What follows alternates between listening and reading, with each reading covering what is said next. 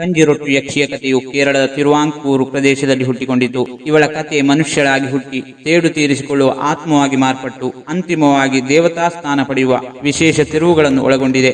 ಯಕ್ಷಿಣಿ ಹುಟ್ಟುವ ಮೊದಲು ಅವಳು ದಕ್ಷಿಣ ತಿರುವಾಂಕೂರಿನ ಕಂಜೀರಕಟ್ಟೆಯಲ್ಲಿನ ಮಂಗಳತ್ತು ಎಂಬ ಶ್ರೀಮಂತ ನಾಯರ ಕುಟುಂಬದಲ್ಲಿ ಚಿರುದೇವಿ ಅಥವಾ ಶ್ರೀದೇವಿ ಎಂಬ ಹೆಸರಿನಿಂದ ಜನಿಸಿದ್ದಳು. ಚಿರುದೇವಿ ಅಸಾಧಾರಣ ಸೌಂದರ್ಯವನ್ನು ಹೊಂದಿದ್ದಳು.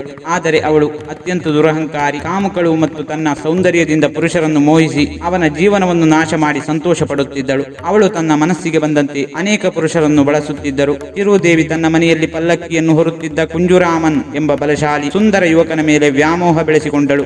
ಆದರೆ ಕುಂಜುರಾಮನ್ ಒಬ್ಬ ಸದ್ಗುಣಶೀಲ ವ್ಯಕ್ತಿಯಾಗಿದ್ದರಿಂದ ಆತ ಈಗಾಗಲೇ ಮದುವೆಯಾಗಿದ್ದನು ಮತ್ತು ಚಿರುದೇವಿಯ ಪ್ರೀತಿಯನ್ನು ತಿರಸ್ಕರಿಸಿದನು. ಕುಂಜುರಾಮನ್ನ ಪ್ರೀತಿ ಪಡೆಯಲು ಸಾಧ್ಯವಾಗದಿದ್ದಾಗ ಚಿರುದೇವಿ ತನ್ನ ಪ್ರೀತಿಯ ಪ್ರತಿಸ್ಪರ್ಧಿ ಎನಿಸಿದ ಕುಂಜುರಾಮನ್ನ ಹೆಂಡತಿಯನ್ನು ಕೊಲ್ಲಲು ಸಂಚು ರೂಪಿಸಿದಳು. ಚಿರುದೇವಿಯ ಈ ದುಷ್ಟತನದ ಬಗ್ಗೆ ಆಕೆಯ ಅಣ್ಣ ಗೋವಿಂದನ್ ಅಂದರೆ ಕುಂಜುರಾಮನ ಆತ್ಮೀಯ ಗೆಳೆಯನಿಗೆ ತಿಳಿಯಿತು. ಗೋವಿಂದನ್ ಈ ವಿಷಯವನ್ನು ಕುಂಜುರಾಮನ್ಗೆ ತಿಳಿಸಿ ತನ್ನ ಹೆಂಡತಿಯ ಸಾವಿನ ಸೇಡು ತೀರಿಸಿಕೊಳ್ಳಲು ಸಹಾಯ ಮಾಡಿದನು. ಕುಂಜುರಾಮನ್ ಚಿರುದೇವಿಯೊಡನೆ ಮಲಗಲು ಒಪ್ಪಿಕೊಂಡು ಅವರು ಒಟ್ಟಿಗೆ ಮಲಗಿದ್ದಾಗ ಆಕೆಯ ಕತ್ತು ಹಿಸುಕಿ ಕೊಲೆ ಮಾಡಿದನು. ಅನ್ಯಾಯವಾಗಿ ಮತ್ತು ಹಿಂಸಾತ್ಮಕವಾಗಿ ಕೊಲೆಯಾದ ಚಿರುದೇವಿ ತಕ್ಷಣವೇ ಅತ್ಯಂತ ಶಕ್ತಿಶಾಲಿ ಮತ್ತು ಭಯಾನಕ ಯಕ್ಷಿಣಿಯಾಗಿ ಮರುಹುಟ್ಟು ಪಡೆದಳು. ಅವಳು ಬೆರಗುಗೊಳಿಸುವ ಸೌಂದರ್ಯವನ್ನು ಉಳಿಸಿಕೊಂಡಳು, ಆದರೆ ತನ್ನ ನಿಜವಾದ ರೂಪದಲ್ಲಿ ಕೋರೆ ಹಲ್ಲುಗಳು, ಉಗುರುಗಳು ಮತ್ತು ಭಯಾನಕ ಕಣ್ಣುಗಳನ್ನು ಹೊಂದಿದ್ದಳು. ಕಂಜಿರೊಟ್ಟು ಯಕ್ಷಿಯಾಗಿ ಅವಳು ರಾತ್ರಿಗಳಲ್ಲಿ ಏಕಾಂಗಿ ಪುರುಷರನ್ನು ತನ್ನ ಸೌಂದರ್ಯದಿಂದ ಆಕರ್ಷಿಸಿ ಅವರನ್ನು ಕಾಡಿನೊಳಗೆ ಕರೆದೊಯ್ದು ಅವರ ರಕ್ತವನ್ನು ಕುಡಿಯಲು ಪ್ರಾರಂಭಿಸಿದಳು. ಮುಖ್ಯವಾಗಿ ತನ್ನ ಕೊಲೆಗೆ ಕಾರಣನಾದ ಕುಂಜುರಾಮನನ್ನು ನಿರಂತರವಾಗಿ ಹಿಂಬಾಲಿಸಿ ಕಾಡುತ್ತಿದ್ದಳು. ಕುಂಜುರಾಮನ್ನ ಸ್ನೇಹಿತ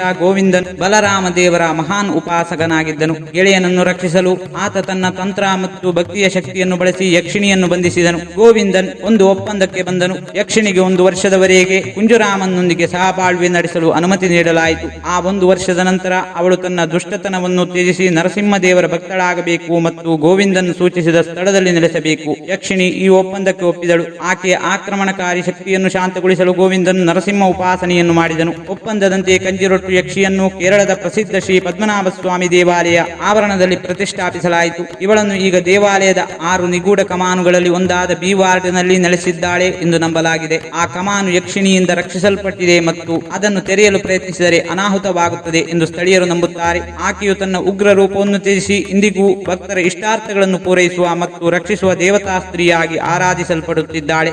ಈ ವಿಡಿಯೋ ನಿಮಗೆ ಇಷ್ಟವಾಗಿದ್ದರೆ ವಿಡಿಯೋಗೆ ಒಂದು ಲೈಕ್ ನೀಡಿ ಹಾಗೂ ನಿಮ್ಮ ಸ್ನೇಹಿತರೊಂದಿಗೆ ಹಂಚಿಕೊಳ್ಳಿ. ನಿಮ್ಮ ಅನಿಸಿಕೆಗಳನ್ನು ಕಾಮೆಂಟ್ ಮೂಲಕ ತಿಳಿಸಿ. ನೀವಿನ್ನೂ ನಮ್ಮ ಚಾನೆಲ್ಗೆ ಸಬ್ಸ್ಕ್ರೈಬ್ ಮಾಡಿಕೊಂಡಿಲ್ಲವೆಂದರೆ ಸಬ್ಸ್ಕ್ರೈಬ್ ಮಾಡಿಕೊಳ್ಳಿ. ವಿಡಿಯೋ ನೋಡಿದ್ದಕ್ಕೆ ಧನ್ಯವಾದಗಳು.